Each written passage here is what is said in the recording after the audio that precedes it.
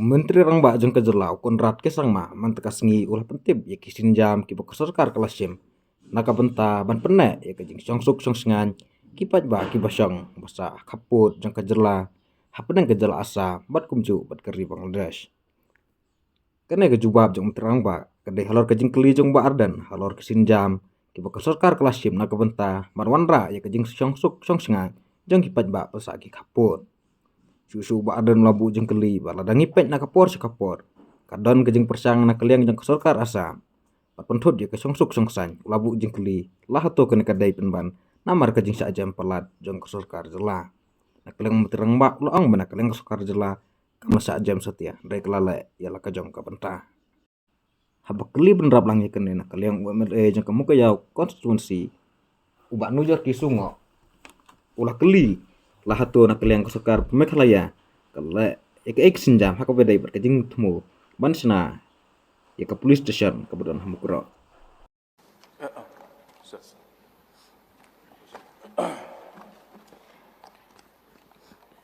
Mr. Speaker, sir, reply to Star Question 1. Sir, the steps taken by the government to ensure safety and security for the people living in the border areas, both national and international, are as follows. A. Interstate border. 1. Along the interstate border, the government has created 7 new border outposts. In addition to the existing police stations and outposts, new police stations and police outposts in close proximity to the interstate border of Assam have also been created. 3. Deputy commissioners of the border districts having areas of differences are in regular touch with their counterpart deputy commissioners from Assam. 4. A standard operating procedure has also been issued to the superintendents of police regarding measures to maintain peace and tranquility in the areas of difference along the interstate border. 5. Regional committees headed by cabinet ministers have been formed for resolving the remaining 6 areas of difference. B. International border. There are 14 police stations which shares their jurisdiction boundary with the international border. 2. Along the Indo-Bangla border, there are outposts and infiltration checkposts in districts bordering Bangladesh. 3.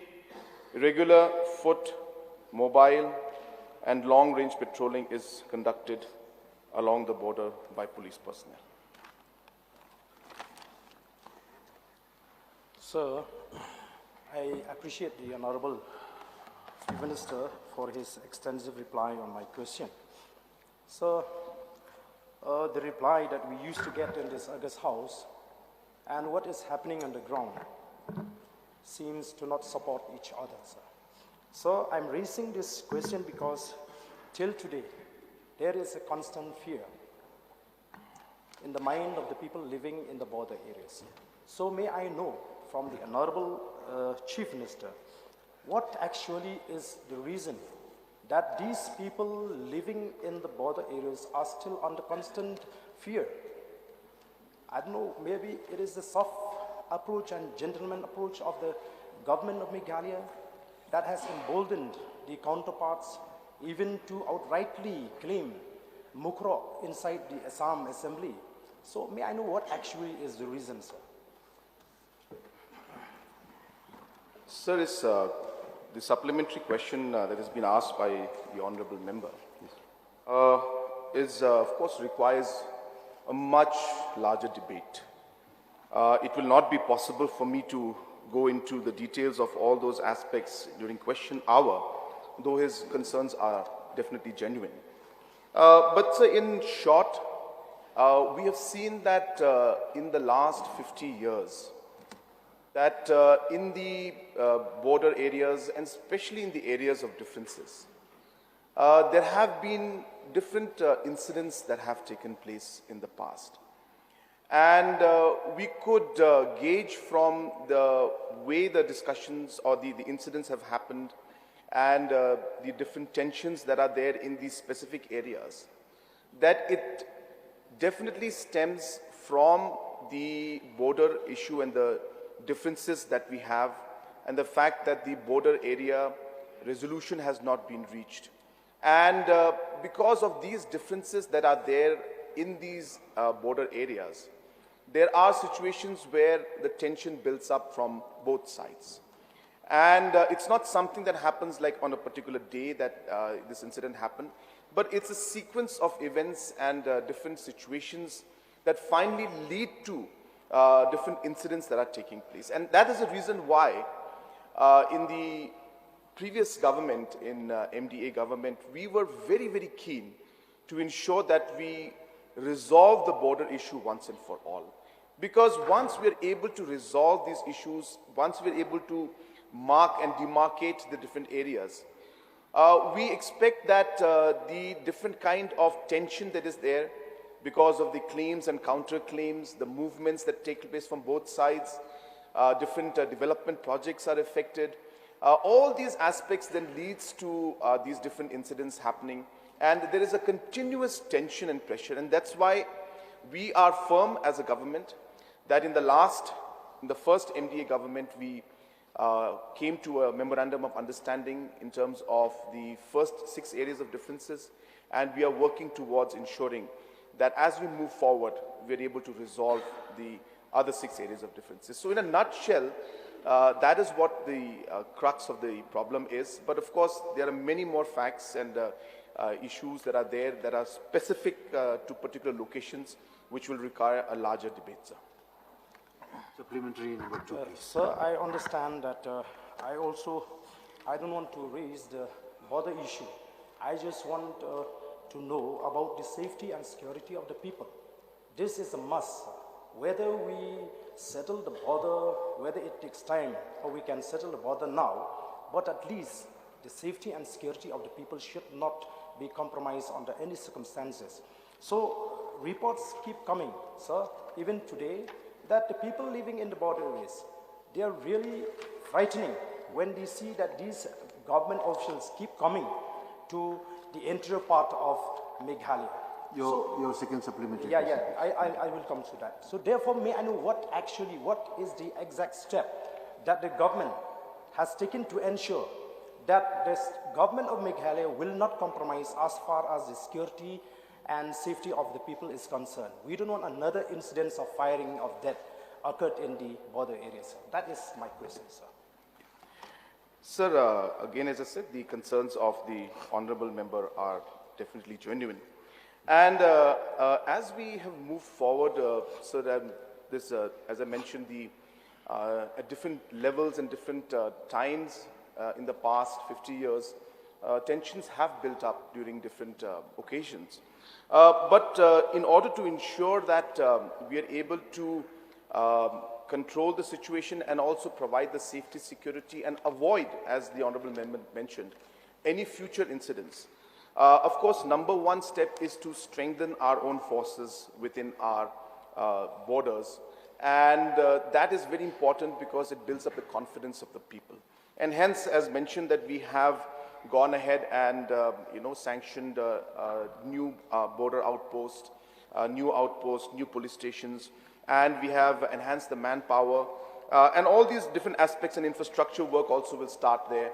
So all these infrastructure in terms of security, so all these aspects will overall lead to ensure that our manpower and our police force is increased, and our presence is felt, so that there's a sense of confidence among our people. That's number one, sir.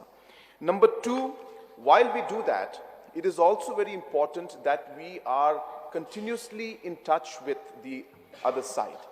And therefore, in the meeting that was held among the chief secretaries on the 21st of June 2019, it was decided that an SOP should be created and the different procedures should be followed to ensure that continuous communication is there with the counterparts from the Assam side, and hence a very lengthy protocol and system was created on the 30th of September 2020, where the SPs of the areas where the differences are there should have quarterly meetings with their counterparts.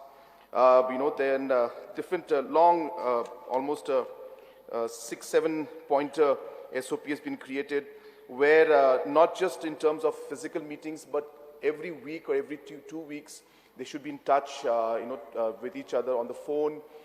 Communication should take place. The deputy commissioners should also coordinate among each other. If there are any kind of development works that are taking place, then the communication should be taken and or communication should be done, and permission or some kind of an NOC should be given by the other side.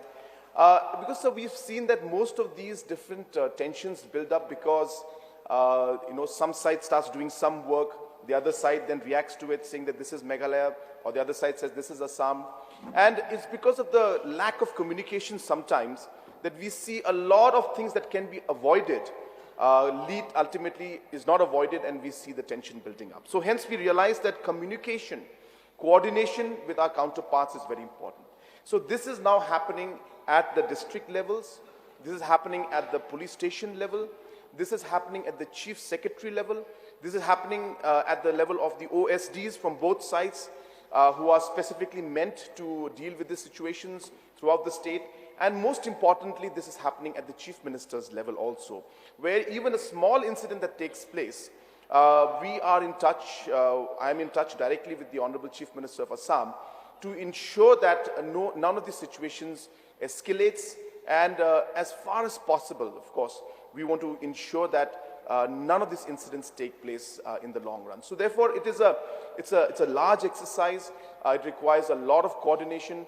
And as I said, this continuous communication is something that is very important. So building up the confidence of our people by ensuring our manpower, our infrastructure and security is increased in these sensitive areas. And number two, communication and coordination with the counterparts to ensure that proper information is always there. Any small incident takes place, it's immediately, we neutralize it. So this kind of framework is what we are working on. And we have seen that many situations which were there, we were able to avoid a large number of situations because of this good communication that we're having. And let me assure the Honourable Member and the House that our efforts are continuously on to ensure that our people at the grassroots level, at the border areas, especially in the areas of differences, they feel comfortable and ensure that we are able to overall improve the overall confidence level that they have at the grassroots level with these steps that we're taking, sir. Sir, according to the reply, A4, sir, the Honorable Chief Minister has mentioned that a standard of operating procedure has also been issued to the Superintendent of Police regarding measures to maintain peace and tranquility in areas of difference along the interstate border. So in this particular issue, sir, I would like to ask the Honorable Chief Minister, what is a kind of standard operating procedure in the event of the breach of security and safety to the people living in the border areas by the counterparts? So the standard operating procedure that is mentioned in the reply is specific to ensure that we are able to maintain the peace. So therefore, the reference is on maintenance of peace. And as I mentioned, we have realized that a large number of incidents take place because of, or the tension builds up because of the communication gap that is there. So this particular SOP that I'm referring to is meant to ensure that continuous communication takes place. The meetings between the SPs are regularly done, between the OCs are regularly done. So this is what this particular SOP that we're referring to.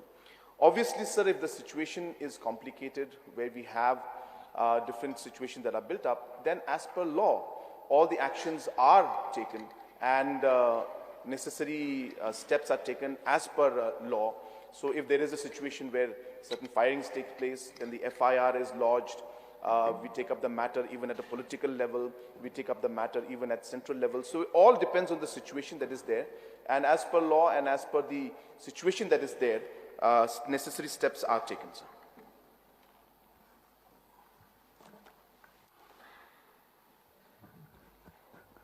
Okay, Bah Ardent, please. Thank you, Mr. Speaker, sir. So I just like want to know from the Honorable Chief Minister, when will the border outpost in Mukro start functioning, sir? Sir, it is already functioning, and the sanction also has already been done, sir. One more question, sir. So I just want to know whether the land has been identified or not for setting up of this border outpost. So that information is not with me as of now for a particular thing, but temporary arrangement has been made, and temporary location has been identified.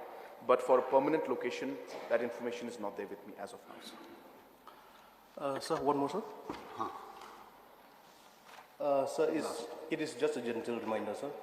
Since during the last year incident that was happening in Mukro, so all of the people in Mukro, they want that the forest check gate to be removed or to relocate to some other area.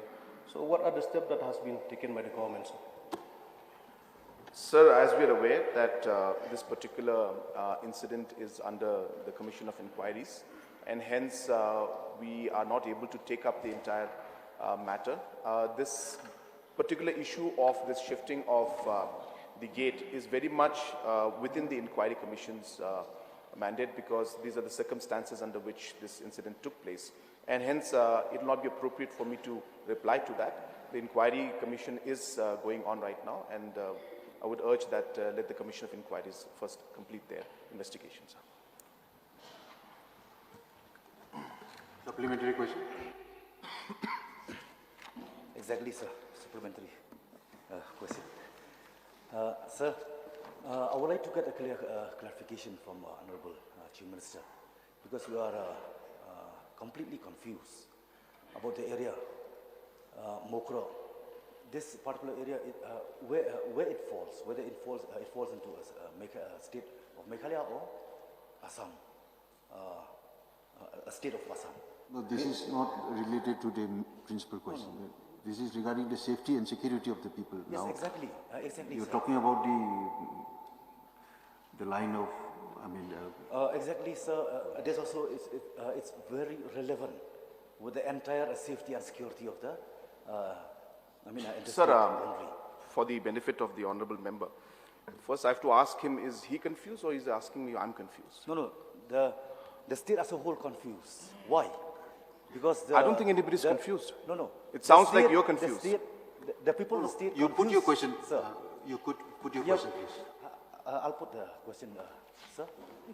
Because why we are getting the statement from.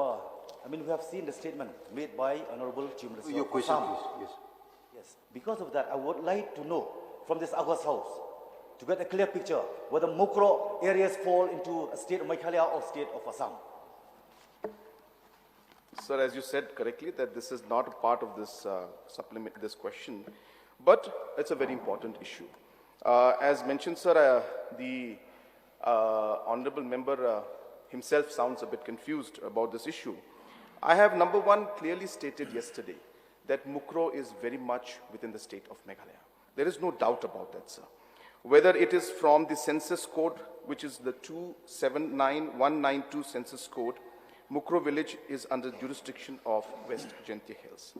Mukro village is also listed as having a VEC under the MGNRGS in Laskin block. The election that took place, there are polling stations of 4 Mukro A and 5 Mukro B falling under Mokoya constituency, with a population of voting of Mukro A, male 802 and female 794, and the elections were conducted and voting took place.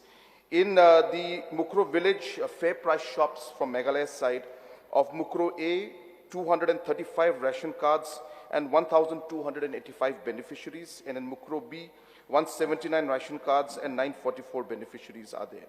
In Mukro village also has got state government, Meghalaya state government buildings, which is the Mukro government LP school and the Mukro health sub-center, which is offering services to the people, and so on and so forth, sir. As of 17th March, In fact, the Mukro VEC has 502 job cards issued, and the residents of the area are getting the benefits through the state government in terms of the central schemes which are being implemented by Meghalaya state government under PMAYG, Jal Jeevan, SBM, and other developmental activities. So I just wanted to clarify there is no confusion, and the other statements being made are statements that are made, but our stand is very clear that Mukro is very much part of Meghalaya, and the facts and figures I have given to you clearly indicate that Mukro is very much part of Meghalaya. Thank you, Next supplementary question. Honorable Chief Minister, for replying the question which I had put forward. So I would like more to, if that is the case, that Mukro is fallen beloved state of Meghalaya, then the last incident which taken place in Mukro, 5 innocent life has been taken unnecessary by the official from the Assam counterpart. So whether the state government had filed an FIR, may I know this? Sir, as mentioned earlier, that this is sub judice in the sense that there is a commission of inquiries, and sir, as per Rule 37.10, under the Rules of Procedure and Conduct of Business in the Meghalaya Legislative Assembly, it states that it shall not ordinarily, in terms of the conditions of accessibility of questions, it should not ordinarily ask about matters pending before any statutory tribunal or statutory authority performing any judicial or quasi-judicial functions, or any commissions or any commission or court of inquiry. So therefore, I will not be able to go into much of the details because it's as per the rules, but I can just, for the satisfaction of the honourable member, mention to him that under the Nartyang PS, a case has been, FIR has been registered. So last, my last supplementary question. So, okay, if that is the case, that you have registered the, this incident which has taken place. So may I know the case number, sir? Because this is for the benefiting, not for me, not for VPP, but for the people of the state. Because Sir. in my, excuse me, sir. Because in my place, there are times that consciousness is far greater than the written law. What is exactly your question? The case number. Yes, sir. Sir, as I mentioned, that this entire thing is under the judiciary inquiry right now, commissions of inquiry, and hence it will not be appropriate for me to go into all the details. And therefore, all the information and all is available in this file, but I'm not have it right now with me. But as I said, if the honourable member would like, then we'll make it available. But as I said, we would avoid wanting to go into details about the Mukro because the inquiry of commissions is going on, sir.